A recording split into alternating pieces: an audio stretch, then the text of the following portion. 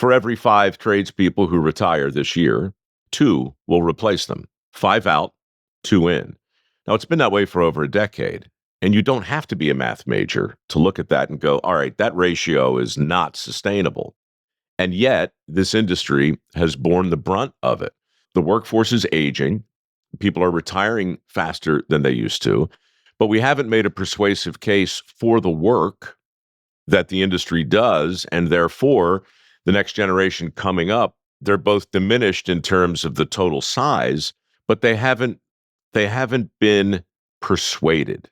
Our industry hasn't taken the country by the lapels and shaken it and said, hey, look at the jobs that exist in this company. Look at the opportunity that exists here. Let me introduce you to a couple of my superstars. Caterpillar wouldn't mind me saying this. I've said it to their CEO on more than one occasion. You guys have an opportunity to make a rock star out of any number of employees who have prospered and thrived as the result of mastering a skill that's in demand and then going to work. We need to affirmatively lean into our own success stories, and then we need to tell them proudly, unapologetically, not through the lens of marketing and PR. I don't need another campaign that's been focus grouped and tested, because today, people entering the workforce, this current generation, their bullshit meter is finely tuned. They know when they're being marketed to, whether it's social media or whether it's billboards, outdoor advertising. My answer to your question is collectively, we need to make a more authentic and more persuasive case for the opportunities that exist in the industry. And we have to really lean into it, and we have to get ahead of it, because right now, and look, I know you know this, it's a knife fight in a phone booth to recruit. I was in a data center last month in Plano. I met 3 electricians, all under 30, all making north of 250 grand a year, no debt between them.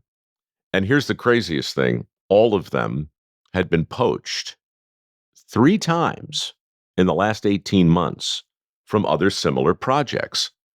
I mean, that's bad news for the industry from a supply and demand standpoint, but from a recruiting message, those guys need to be on billboards. That's what my foundation does. How can I tell that guy's story? And so how can I get a parent or a guidance counselor to pay attention and say, holy crap, man, that guy's making $250,000 a year with no debt, second kids on the way. He's happy. He's got as much overtime as he wants. Those stories are real. We got to tell them, because at this point, it's not just a question of successful recruiting for this company or that company, or maybe better opportunities for this guy or that woman. You're getting into the world of national security here. You're talking about our infrastructure.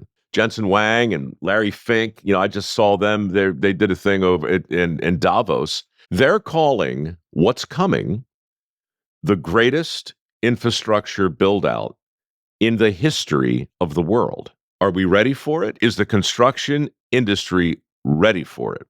The answer is an unqualified no. And the reason has nothing to do with enthusiasm or technology.